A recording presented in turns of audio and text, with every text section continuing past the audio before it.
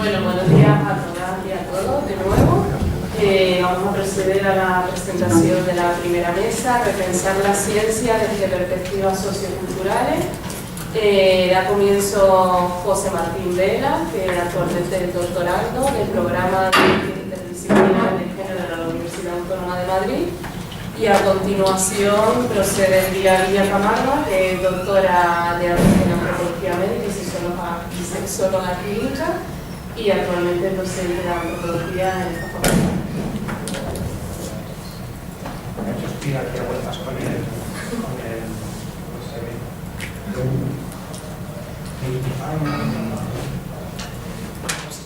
tengo más. Es que se puede decir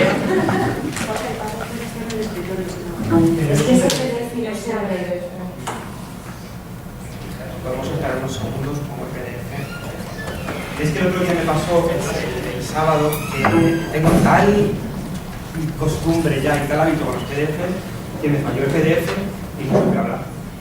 No estaba presente. No estaba antes y después. No supe hablar. Luego cuando llegué a casa y vi el PDF dije, ah, claro, se quedaba todo esto, toda la importancia.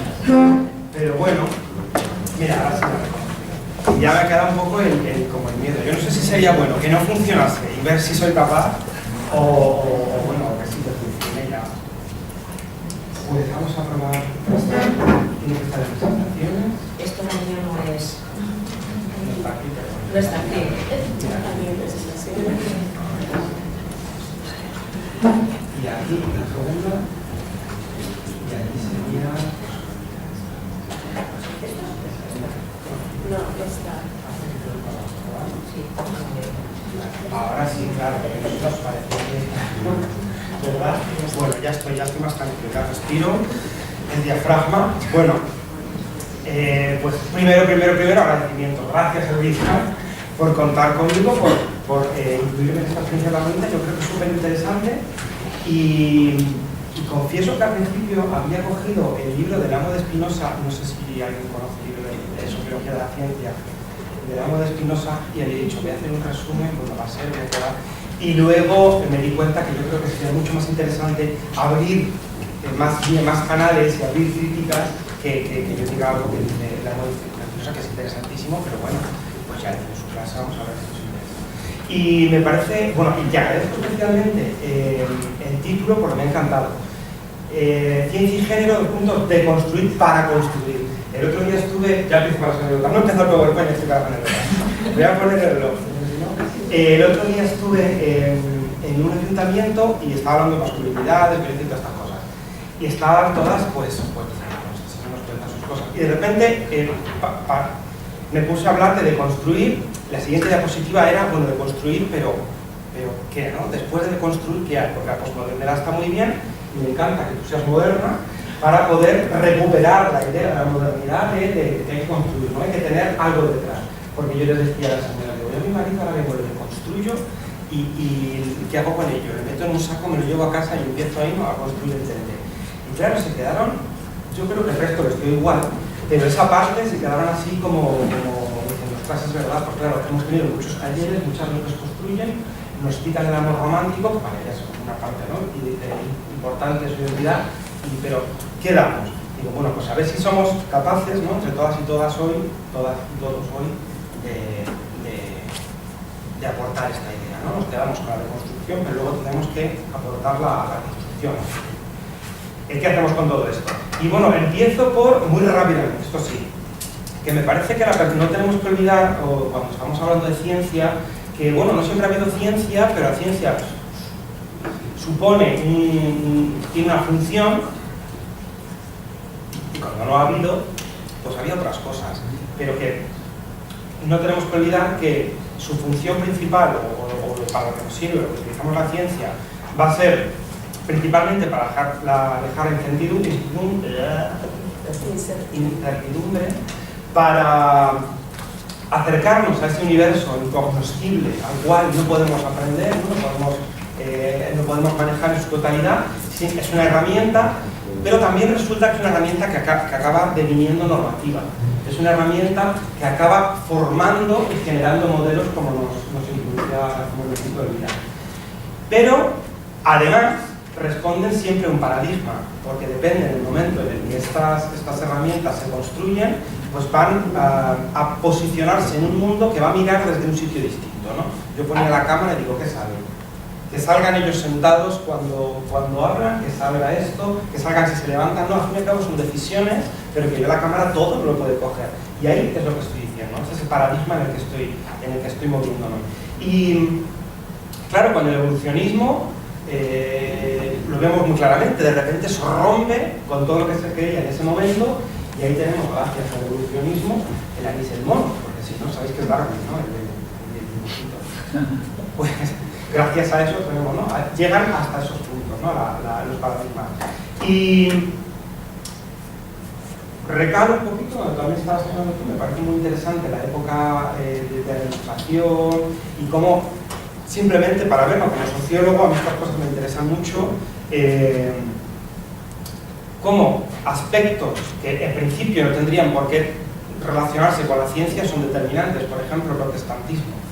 La llegada del protestantismo nos acerca a una mirada distinta sobre el universo, en el cual sitúa a Dios como creador de todas las cosas, pero como gran arquitecto, gran relojero, que construye una realidad perfectamente medida, porque claro, a partir de que tengo que estudiar la Biblia y que no me la dictan, mi paradigma también está cambiando y estoy intentando aprender con H, ¿no? Intercalada, esta realidad que se me está dando y yo tengo que aportar de lo mío. Y a partir de ahí empiezo a ver la naturaleza como algo medible, cognoscible, que se puede conocer, y con leyes sí, que son leyes divinas, pero leyes al fin y al cabo. Y ahí situamos, ¿no?, al hombre como medida, y ahí seguimos, porque cuando situamos al hombre como medida, situamos al hombre, eso, P. Y bueno, ahí está la nación feminista, y luego vemos que hay otro gran cambio paradigmático, que ni siquiera lo vemos como tal, que es cómo afecta el capitalismo en todo esto de la ciencia. Parece como que la ciencia es ciencia, siempre lo ha sido y siempre lo será, pero resulta que el capitalismo, lo que las lógicas capitalistas, lo que nos aportan a la perspectiva científica es la industria de la investigación. De repente la investigación, no es conocer por conocer, es una industria que genera dinero, que genera algo útil que se puede utilizar y se rige por lógicas de producción económica, con indicadores de valor y como he puesto aquí abajo el mapita, podría ser perfectamente, si quitamos Estados Unidos, el mapa de producción o de producción de la época industrial, pero claro, ahora de repente ya no es tan interesante lo que la industria o la producción industrial de bienes elaborados, porque ahora son los países pobres los que lo producen. Ahora lo que producimos desde los países ricos es patentes, que no es ni más ni menos que decirte cómo hacer las cosas y encima te cobro por ello, ¿no? Y me meto ahí que no pido como un santo y ahí me sacan. Bueno, simplemente tener en cuenta que, oye, que he empezado, que he puesto el reloj y no... ¿Lo veis? 5 minutos. Aquí. Bueno, la cosa, lo de los paradigmas, que la chicha de los paradigmas es que estamos en un paradigma, que el paradigma nos orienta la mirada y que estamos en un paradigma binario, por ejemplo. Es una cosa que puede ser tonto y dices, bueno, pues es binario. Bueno, pues no es tonto, porque al ser binario, por ejemplo, tenemos dos géneros y no más. Y luego, yo no soy binario, yo soy género fluido, no sé qué, bueno, vale. Pero la gente te va a leer desde su paradigma y te va a encasillar, ¿no? Te va a generar físicamente a ti, ¿no?, materialmente unas diferencias, con lo cual encasillarte, sabemos que no, que ahí materialmente los paradigmas se sienten. Y también son históricos, ¿no? Ponemos aquí, históricos quiero decir así de realidad está marxista, ¿no? de que tiene sentido en su tiempo y son las lógicas del tiempo las que explican, ¿no?, las que le dan recursos a estos paradigmas. Pero luego me parece muy interesante también recalar en la problematización etnocéntrica, que es, claro, como la ciencia se produce, como hemos visto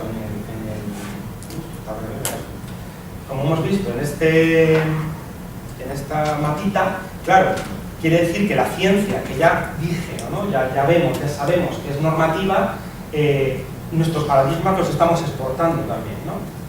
Con lo cual, de los países más chiquititos, les estamos exportando ciencia, se la vendemos, se las obligamos a comprar, porque claro, esto funciona así, ¿no? El capitalismo, y además les exportamos nuestra cultura, como que la cosa, y nuestras normas y nuestras morales conductuales.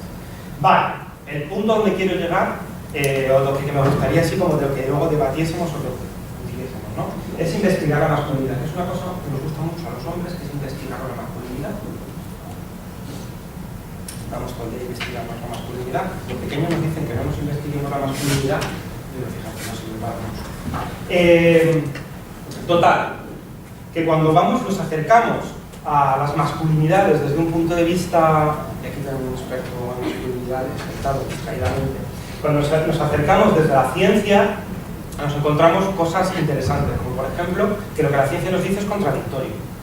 Nos encontramos que la ciencia nos dice que los varones son racionales y las mujeres son emocionales, porque nosotros tenemos más peso, ¿no? A ti se ve más que a mí. A mí se me ve más porque me brilla. Y las mujeres son más emocionales.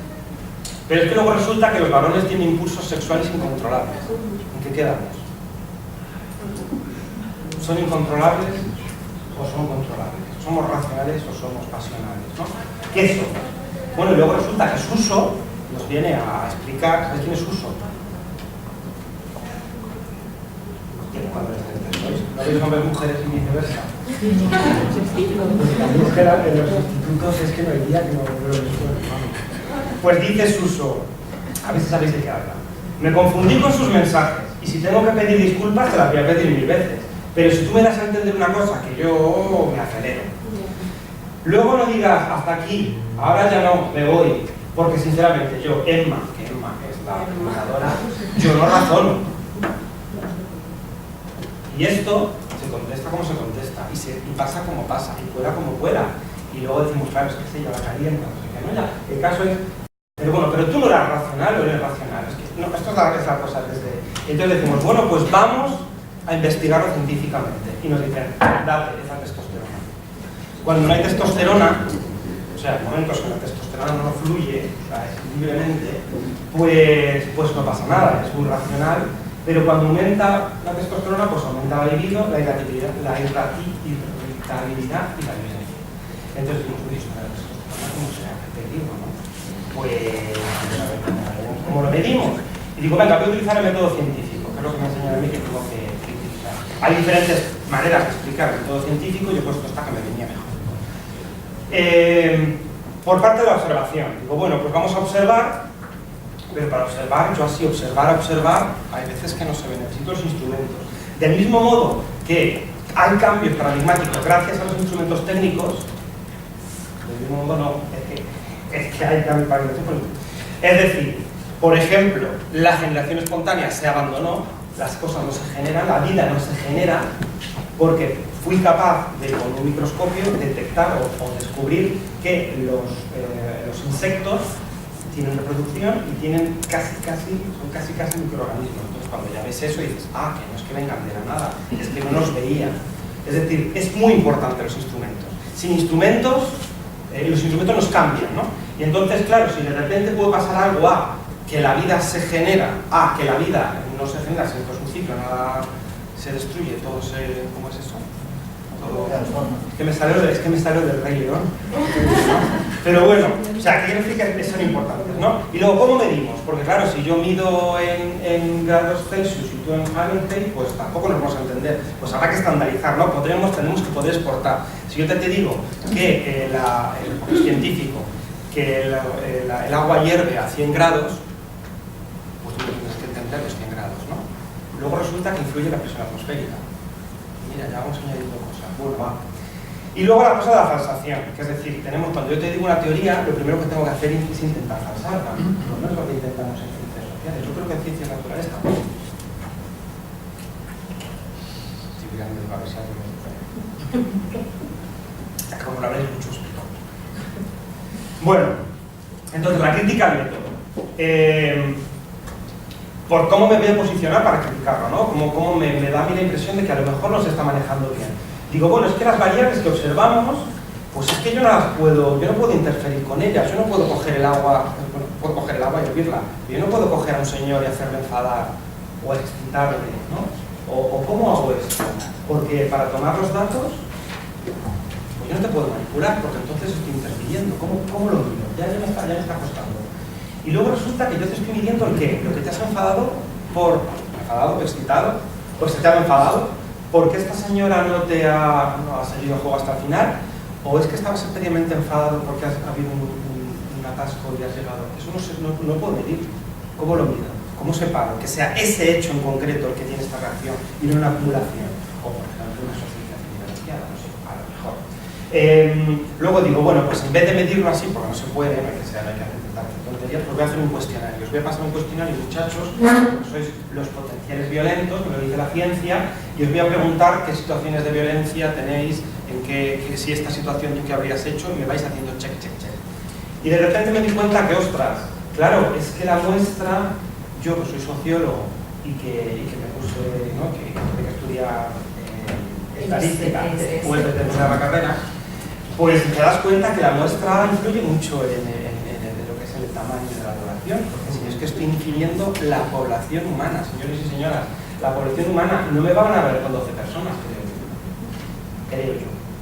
¿Y qué ocurre? Que también debido a los presupuestos, etcétera, plazos de entrega, paradigma científico bajo unas lógicas capitalistas, aquí todo tiene maximización, no es optimización de no. Vamos a conseguir lo máximo con menos recursos. Y a lo mejor tengo que hacer un estudio con la gente que esté en esta clase. O a lo mejor resulta que, bueno, en el campus, porque tampoco me voy lejos, ¿no? Esa muestra me está siendo muy sesgada. ¿A quién estoy midiendo, no? ¿A quién estoy escogiendo?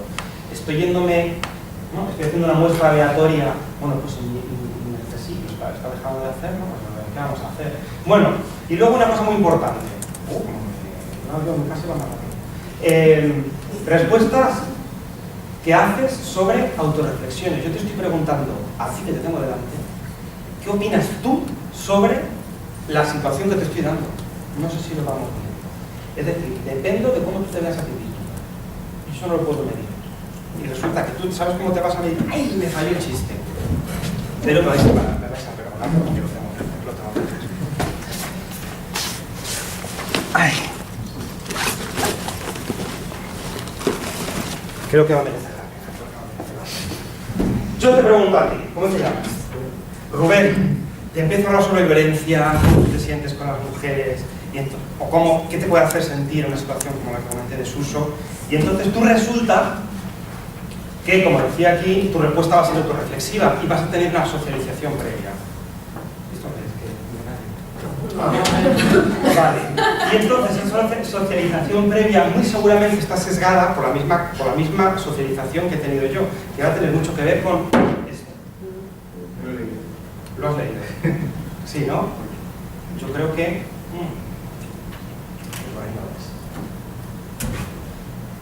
bestseller, siempre lo hay en las librerías a la calle, no falta. Y está, yo no creo que sea, bueno, este señor es psicólogo, pero yo no sé hasta qué nivel está siguiendo lo que estoy comentando, ¿vale? Claro, las cosas hacen faca y sacaros en Java, os iba a dejar muertas. Pero bueno, aún así, la tontería me decía la pena. Y luego, ¿cómo interpretamos el cuestionario? Porque la interpretación es subjetiva, ¿no? ¿Qué opino sobre qué? De la interpretación lo vemos ahora mismo también. Esto, me lo voy a saltar, porque es muy mal tiempo. Sí, ¿no? No tiene mensaje. En cuanto a los experimentos, vale, yo digo, venga, pues entonces, si no puedo hacer una cosa, no puedo hacer otra, voy a hacer un experimento en un laboratorio, o si no es un laboratorio, una situación lo más controlada posible. Y me encuentro con que, ¿cómo se llama? Rubén. Resulta que yo te voy a pedir que una señora que pongo al lado, que se va a llamar Marga. Pues Marga va a hacer según qué situación y tú tienes que reaccionar. Y entonces yo... Me estoy mirando por otro lado, me estoy observado y... Efectivamente. Ahí está, ¿no? Yo creo que lo vamos a ver. Yo creo que se tiene tan cerca que ha venido...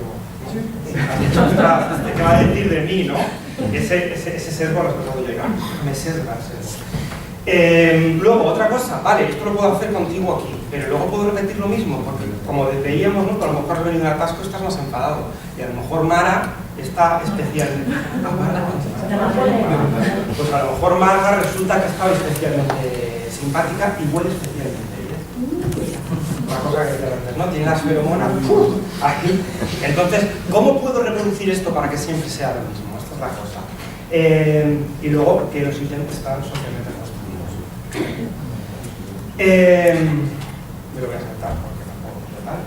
Luego, como decía, esto también es el momento musical, es que cuando estoy midiendo, es histórico también, es en este momento en concreto. Te estoy midiendo a ti y a toda tu historia, todo lo que aprendiste, lo estoy midiendo en un acto, cuando no estoy dando cuenta de que esto sea tan largo. Y luego, que tus variables, ¿no? Lo que yo estoy midiendo puede ser más o menos importante según a quién se lo pregunte, o según lo bien que me convenga a mí. Porque resulta que la testosterona es súper importante para la violencia y eso justifica la violencia masculina en adultos. Porque los menores, ¿qué nivel de biólogas los menores, qué nivel de testosterona tiene un niño de 3 años y una niña de 3 años? ¿Y por qué ellos son más violentos si no hay tanta diferencia?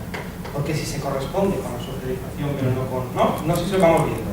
Porque si la testosterona, a ausencia de diferencia testosteronil, pues debería haber una menor... Y no se pega nada, eso es verdad, ellos también se pegan más, ¿no? Cuanto más pequeña, más paridad en ese aspecto. Luego ya aprenden a ser sumisas. Y con esto, vamos a ir terminando, y os lo voy a leer. En muchos mamíferos, esto es de Patricia Dale Gottaway, que el artículo se lo he dado a la alumna para que lo pueda pasar, ¿vale? Me parece bastante interesante porque toca diferentes cosas.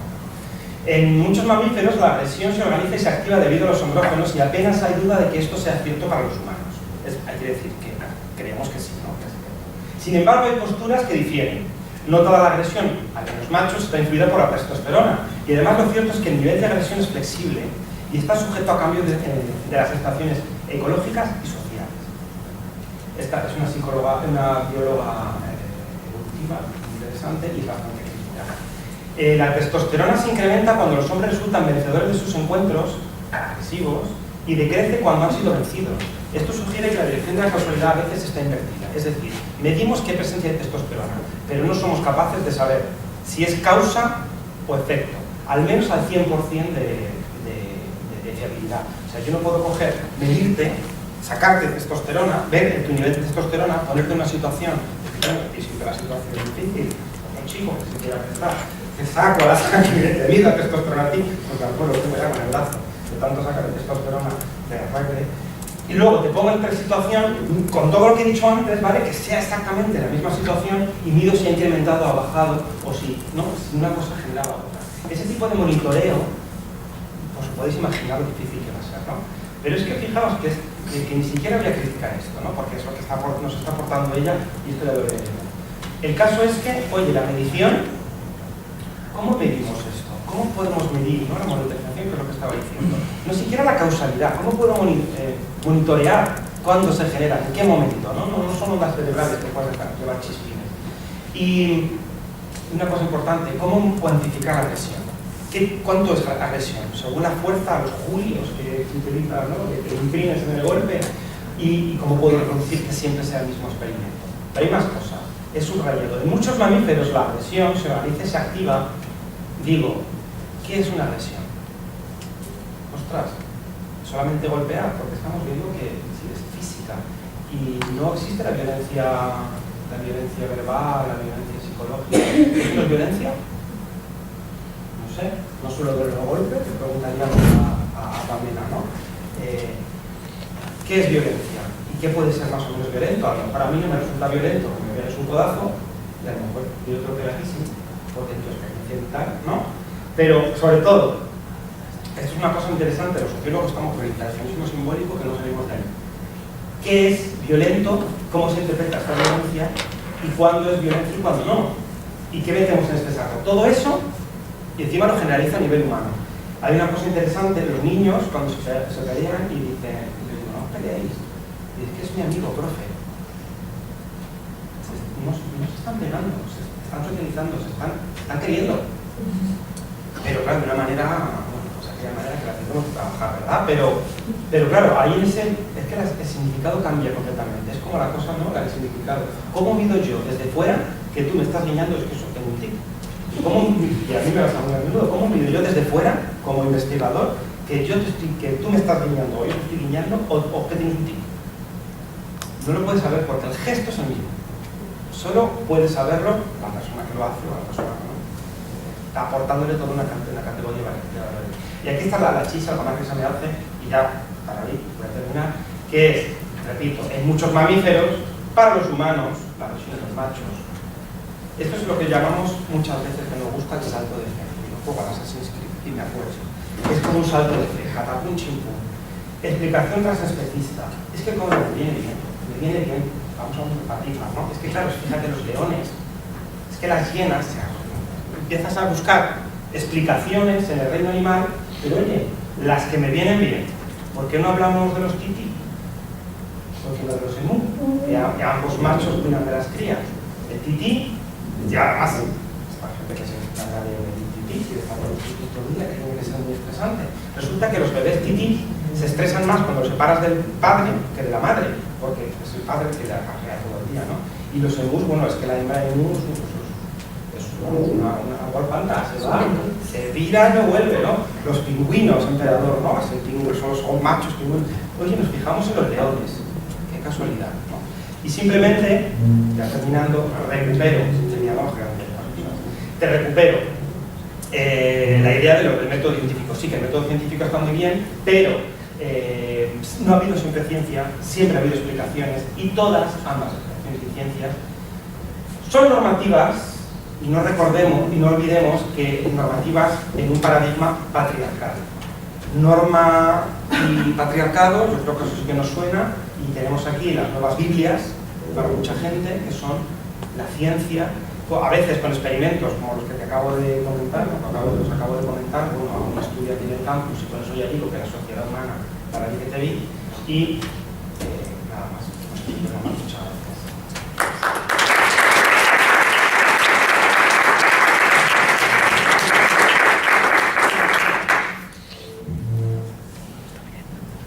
Si os parece,